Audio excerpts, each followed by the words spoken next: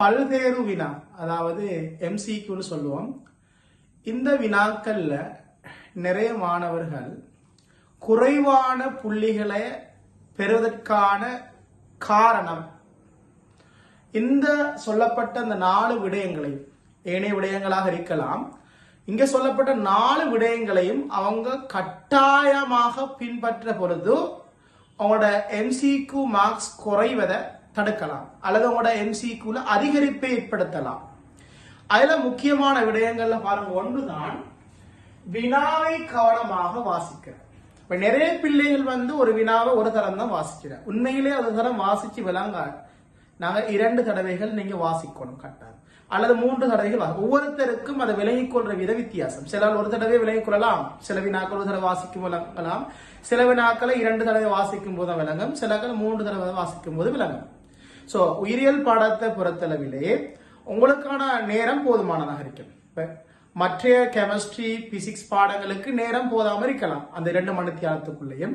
ஆனா பயாலஜியை பொறுத்தளவில் 2 மணித்தியாலம் என்பது நீ அதிகமாக தான் இருக்கு. பிள்ளைகளுக்கு கூட நேரம் தான் அது. எனக்கு காரணம் என்னென்றால், சில பிள்ளைகள் 1 மணித்தியாலத்துக்குள்ளே அந்த வினாவை செய்யக்கூடியதாக இருக்கும், சில பிள்ளைகள் 1.5 மணித்தியாலம் இருக்கும். இப்ப 1 மணித்தியாலத்துக்குள்ள அந்த 50 MCQவையும் செய்யற பிள்ளைகள் ஒரு வினைத்திறனான செய்யக்கூடிய பிள்ளை ஒன்றுதான் அந்த 1 மணித்தியாலத்துக்குள்ள செய்யும். பொதுவாக அந்த எவரேஜான சராசரியான பிள்ளைகள் 1.5 மணித்தியாலம் அல்லது 1 மணித்தியாலம் 45 நிமிஷங்கள்ல அந்த வினாவை செய்யுமாள், 50 MCQவையும் செய்யுமாள். அதே போல கொஞ்சம் குறைந்த பிள்ளைகள், இடைத்திறத்தன்மை குறைந்த பிள்ளைகள் அநேகமா 2 மணித்தியாலத்துக்குள்ள செய்யும். அப்ப யாருமே உயிரியல் பாடத்துல பல்வேறு வினாவில் எம்சிக்குள்ள டைம் போதான்ற சொன்ன சரித்திரம் இல்லை. அதனால ஆனாலும் கூட டைம் இருந்தும் கூட பிள்ளைகள் ஏன் அந்த எம்சிக்கு வினாவில குறைவாக எடுக்கிறாங்கடா. இப்ப நான் சொல்ற தியரியை படியாம விட்டா எடுக்க இயலாது. இப்ப தியரியை படியாம நாங்க அப்படி எடுக்க இயலாது. தியரி தெரிஞ்சும் கூட ஏன் பிள்ளைகள் விடுறாங்கன்றது தான் நீங்க சொல்ல வர விஷயம். அதுல நான் சொல்ல வினாவை கவனமா வாசிக்கிறேன். வாசிக்கும் போது அங்க கேட்கறது தவறானதுண்டா அல்லது சரியான உண்டா. அநேகமா தவறானது அல்லது பொருத்தமற்றது என்று சொல்லி தரும்போது உங்களுக்கு அந்த போல் பண்ணப்பட்டு தடித்த எழுத்தால தந்திருப்பாங்க. அதை நீங்க கவனமா தடித்த எழுத்து தாராங்கன்னு சொன்னால் தவறானது உண்டு அல்லது பொருத்தமற்ற ஒன்று தான் கேட்கிறாங்க. அப்ப அதை முதலாவது நாங்க வாசிக்கிறோம். 2வது அந்த விடையில பாத்தீங்கன்னு சொன்னால் எங்களுக்கு தெரிஞ்ச விடைகள் இருக்கும், பொருத்தமற்ற விடைகள் இருக்கும். அதை முதலாவது நாங்க தட்டுன்னு சொன்னா அகற்ற. அப்ப பொருத்தமற்ற விடைகளை நாங்க 5 விடைகள்ல பொருத்தமற்ற விடைகளை நாங்க என்ன செய்யணும், அகற்றணும். அகற்றினாத்தான் மிஞ்சின விடையை வச்சு நாங்க யோசிக்கலாம், ஆனா இது விடை சரியாக வரும் என்று சொல்லி. சரி, அப்ப அதான் பொருத்தமற்ற விடையை நாங்க அகற்றணும். அதான் அந்த 2வது விஷயம். அதுபோல சில நேரம் உதாரணமா 5 விடை வரை நடக்குமே, ஒரு கேள்விக்கு 5 விடைகளுக்கு தந்திருப்பாங்க. அந்த 5 விடையில இப்ப எங்களுக்கு சுவராக எங்களுக்கு தெரியும் இந்த 2வது விடை வராது, 4வது விடை வர, 5வது விடை வராது தெரிஞ்சா இப்ப 1 3ன்றது அப்ப 1 3 யோசிக்கொள்ளவங்களுக்கு இலகுவா இருக்கு. மற்ற விடைகளை விட மற்ற விடைகளை லேசரி விலக சொல்றது. இதுதான் விடைகளை பொருத்தப்பட்ட விடைகள் அகற்று என்று சொல்ற விஷயத்துல வரும்.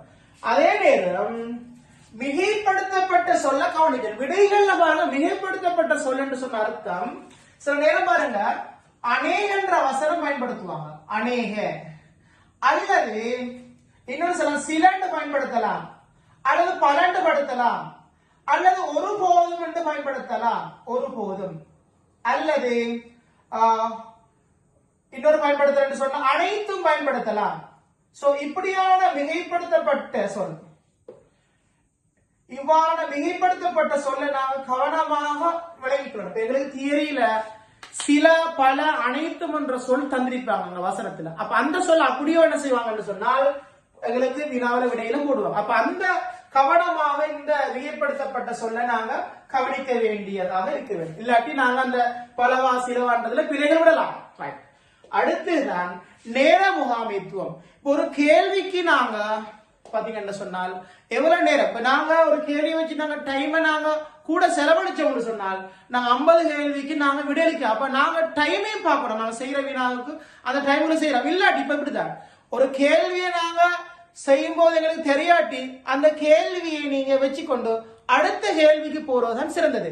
அதே கேள்வியில நீங்க இருந்தீங்கன்னு சொன்னால் மற்ற இலகுவான கேள்விகள் பின்பகுதியில் இருக்கலாம். அதை செய்யாமல் உங்களுக்கு நேரங்கள் முடிவடையலாம். அப்ப கவனம் இருக்கணும். அந்த நேரத்துல செய்யப்படாட்டி உங்களுக்கு அந்த டைமுக்குள்ள செய்யப்படாட்டி அடுத்த வினாவுக்கு போங்க. அடுத்த வினா உங்களுக்கு செய்ய இயலாட்டி அடுத்த வினாவுக்கு போங்க. இப்படி வினாக்களை நாங்க தேடி செய்கின்ற பொழுதுதான் நாங்க என்ன செய்யலாம், தெரிஞ்ச வினாக்களை செய்யும் போது பெருமதியான தெரிஞ்ச வினாக்கள் இருக்கும். நாங்க அந்த ஓர்டராக செய்கின்ற போது, அந்த ஒழுங்குல செய்கின்ற போதுதான் எங்களுக்கு நேரங்கள் போதாம போற. அநேகமான பிசிக்ஸ் பாடங்கள்ல பின்பகுதிக்கு டைம் போதாம பாருது, இந்த முன்பகுதிக்கு நேரங்கள் அதிகமா செலவழிக்கிறோம். ஒரு கஷ்டமான வினாக்கள் தான். பொதுவா நான் சொல்றேன், தெரிஞ்ச கேள்விகளை செய்கின்ற பொழுது நிறைய புள்ளிகளை நாங்க பெற்றுக்கொள்ளலாம். அப்ப நேர முகாமைத்துவம்னா அந்த டைமுக்குள்ள அந்த கேள்வியை செய்யறத கவனமாக இருக்கணும். ஒரு வினாக்கு எவ்வளவு நேரம் எடுக்க அந்த நேரத்தை தாழ்னா அடுத்த வினாக்கு போறதன் உங்களுக்கு சிறந்ததாக இருக்கும். இதன் மிக பிரதானமாக செய்ய வேண்டிய ஒரு எம்சில செய்ய வேண்டிய விடயங்கள் இன்னும் விடயங்கள் இருக்கலாம். இன்னொரு முக்கியமான விடயம் தான் என்ன சொன்ன இந்த இடத்துல நான் சொல்ல வரேன்றது,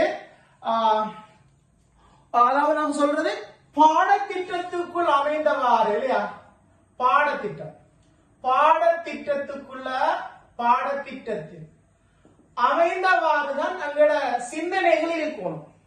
ஒரு கேள்வி எடுக்கும் போது எங்கட ரிசோர்ஸ் புக் சம்பந்தப்பட்ட எங்கட பாடத்திட்டத்தோட தான் மட்டளவு தான் எங்கட வினாக்களை நாங்க யோசிச்சு விட எடுக்கணும்.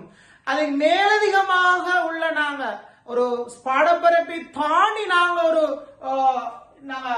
யோசிப்பாக இருந்தால் இது ஒரு போட்டி பரீட்சைன்றதுனால பிழையாக மேலாம். ஒரு வேலை அது சரியா இருக்கலாம். ஆனா எங்கட பாடத்திட்டத்துக்கு அல்ல பாடப்பரப்புக்கு அமைவாக நாங்க எங்கட சிந்தனைகள் அந்த கேள்விக்குரிய விடைகளை அணுகுனா மட்டும்தான் எங்களுக்கு விடை வரும்.